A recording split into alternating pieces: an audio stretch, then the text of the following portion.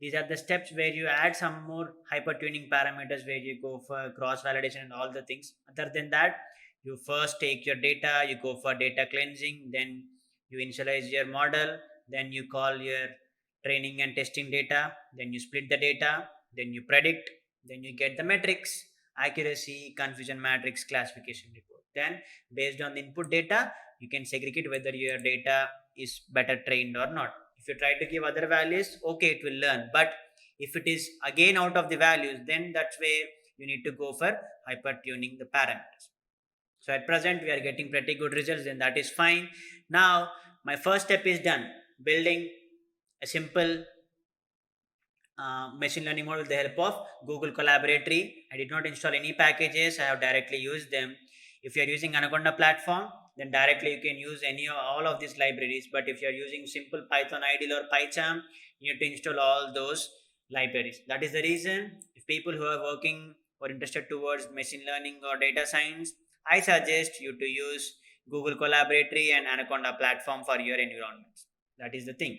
Now, I need to build a simple API for this, right? So generally, Python provides Flask and Django frameworks. So even though if you go with Flask and Django, Flask is where you go for testing, which is only into uh, production, not into development. So in development process, you go for Django. So in both the things, you provide with the local host URL where you can run in your only system. But in today's session, I'll be introducing you to this ngrok, where it is a secure introspectable tunnels to local host. That means you can expose your models or any kind of applications in public URL. That URL can be opened anywhere throughout the world, and which is very very secure. Until and unless your model is going to run, your public URL can be open anywhere. But with the help of Flask and Django, you cannot do that thing. Django into production part where you can, Django is into generally you go for macro frame. That is a macro framework. You go for live hosting and all the part. Even with the help of Flask also you can do. But my aim is with the help of simple Flask API, I want to use this ngrok tunneling so that it creates a tunnel. That means you can give out any kind of host, and you can see majority of these are using, right? So you'll be using ngrok to host your simple machine learning model. So first you need to install that, right? So for installing any kind of packages in Google Collaboratory, same, but you'll be using this exclamatory mark. I go for installing pip install flask hyphen ngrok. Just press shift enter, it will install. See, it is giving requirement already satisfied. If you are using the new user to collect the data, where you can have the server and URL libraries for extracting the data. This is you have installed the package. The next step is you need to give out your machine learning model so that an API is built, because API is something like which take request from the user and it will provide response with the help of server. Right? So simple. You can consider API to a waiter in a restaurant.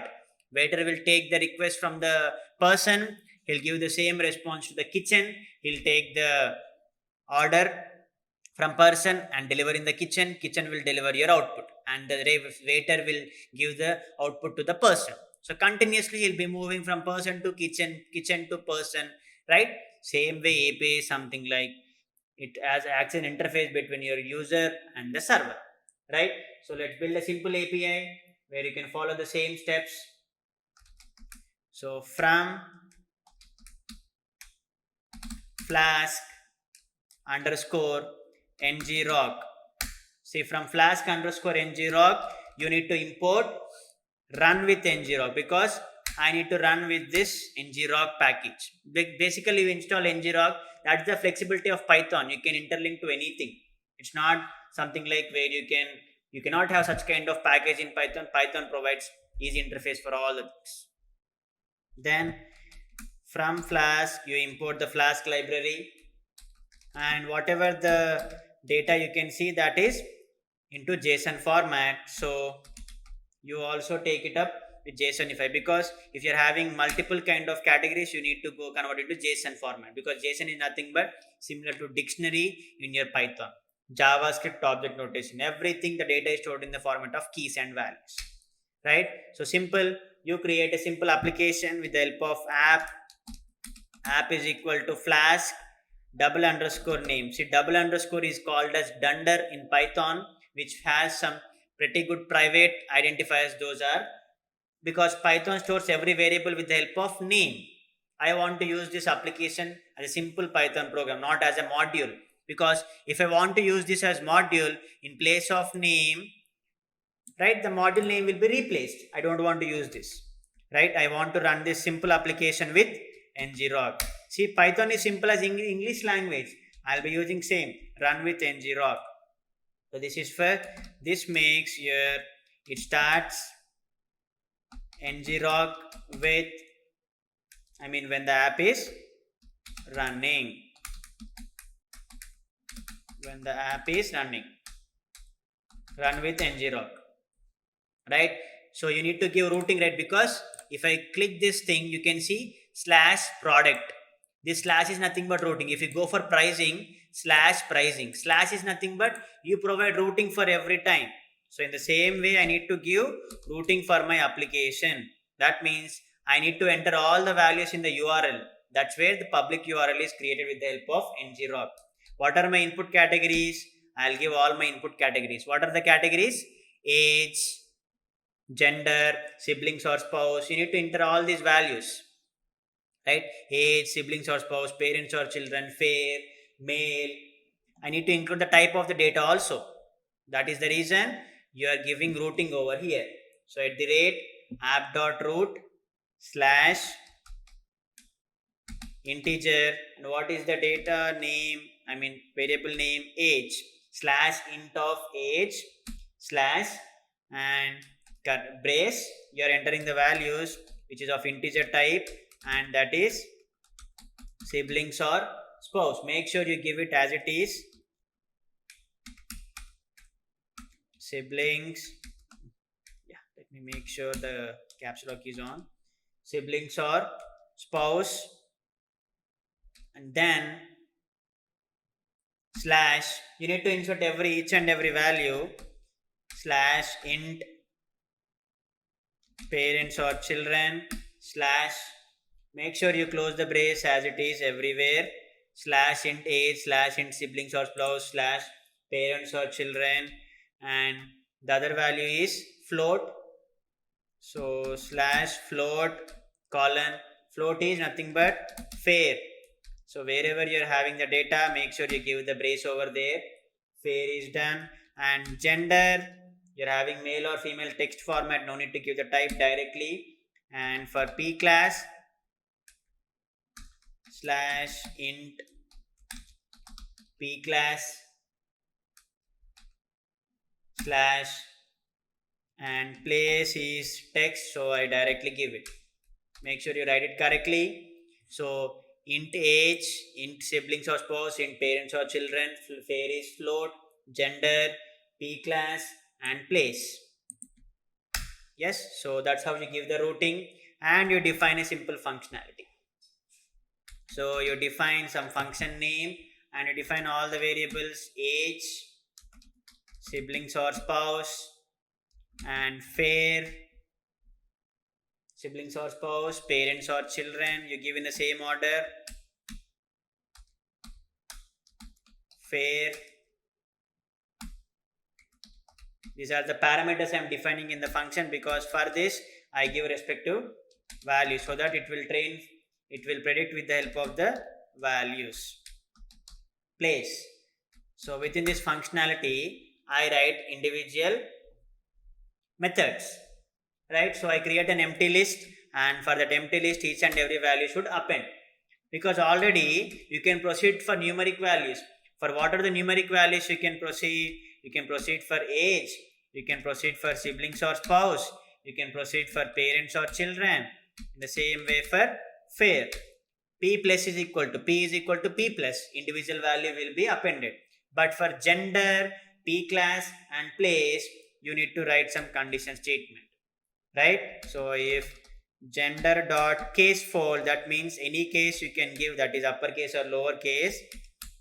Casefold, whether casefold is the method where you can give out uppercase or lowercase, you try to combine. That means in the output URL, you are trying to give all these values. So P plus is equal to 1. If gender is male, that should increment with 1. Same else condition.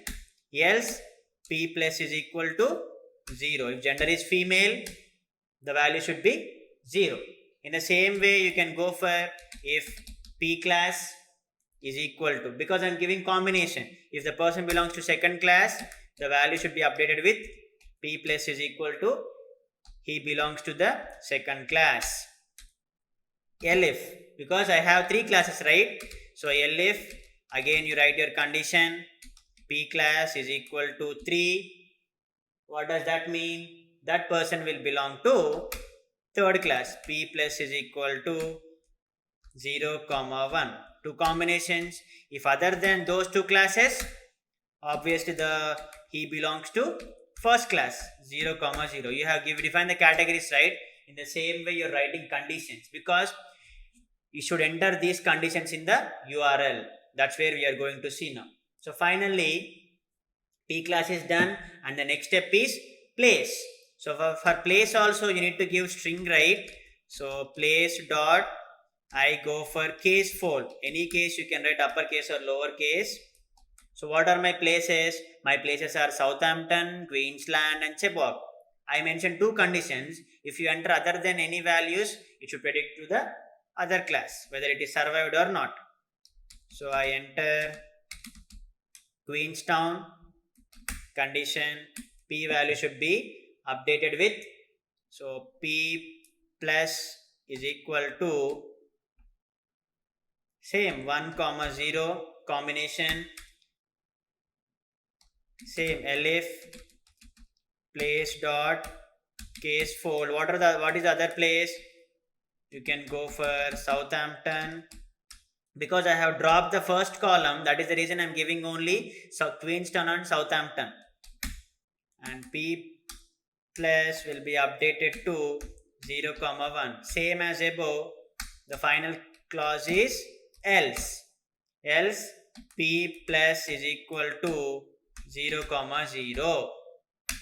Yes? So that is how you have defined your inputs, and finally map them into an array.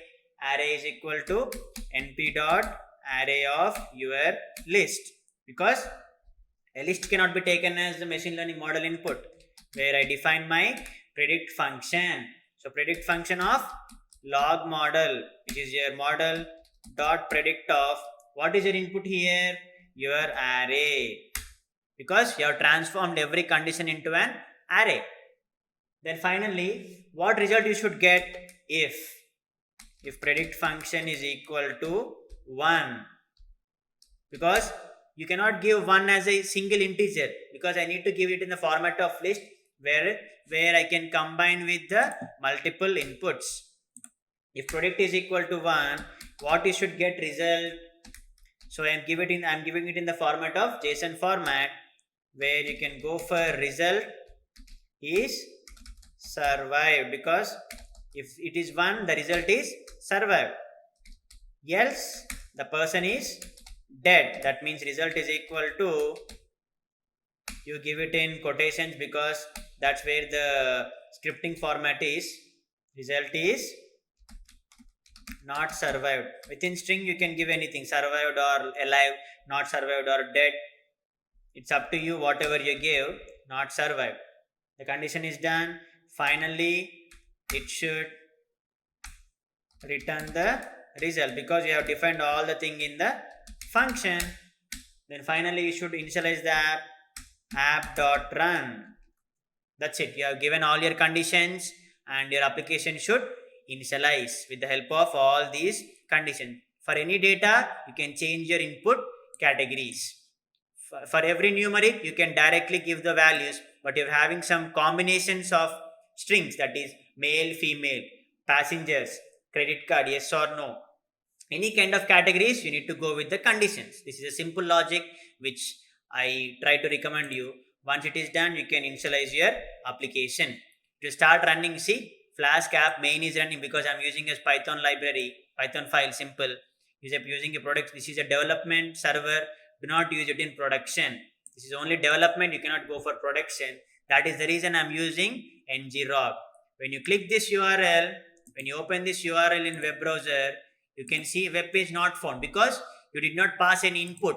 You need to pass all the inputs: age, siblings, parents or children, fair, gender, p class, place. Let me pass the input.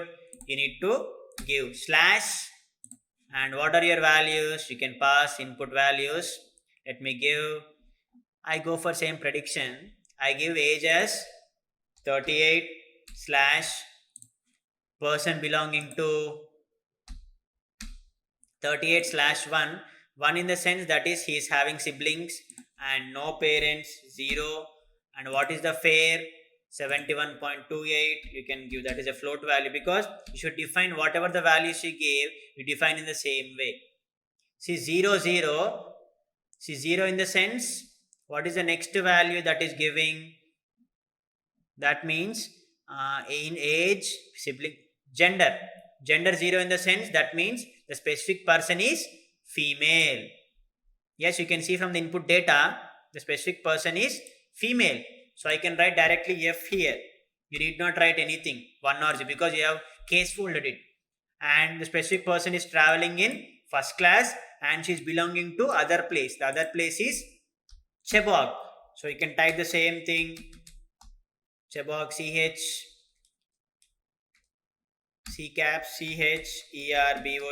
Chebok. That's it. You press enter. See, you're having some issue over here. The server encountered. That means 1, 2, 3, 4, 5, 6, 7. That means you're having some error over there. Let us cross check where we are having some error. See, P class is not defined. That means you have named some value wrong, because P class is small letter. See, this is the condition. So you need to reinitialize it again. You need to stop this cell and you need to reinitialize it again, so that, as I said, that should be case sensitive. Whatever you give, the case should match. So for that reason, you need to reinitialize it again. Just copy these values so that you get another server running, because the server URL changes every time. For every time you run, you just place the values. See, slash is important, your input values, and let's see. See, the result is survived. Hola, you got the output. You can see every time the response receiving 200 status. See, at this particular, you can see, you can type the same URL until unless my cell is running. You get the same output as result, survived. Whatever you got in machine learning model, you got the same output here. That's where ngrok server is, which is pretty much, you see, you can deploy this thing, and if you go for any public URL, you can use the same URL running all over the world until and unless this cell is running. Even you close the Jupyter, when you close the Google Colaboratory, this cell will be continuously running until and unless I stop the cell. That is how ngrok is tunneling, which is very, very secure. And with the help of this URL, in the next session, I'll be building my first mobile application, which is very, very helpful for any person who is into machine learning. I hope you have enjoyed watching it. If you have liked our content, please do hit like button and do subscribe to our YouTube channel for more useful content and exciting updates. If you want to learn such practical content at an affordable cost with Microsoft certification and instructor support, please register at academy.codenan.com. You can also download app from Play Store as Codenan. Never hesitate to raise queries in the comment section, and please do reply with your suggestions for more practical videos. We'll be happy to come up with it. Thank you.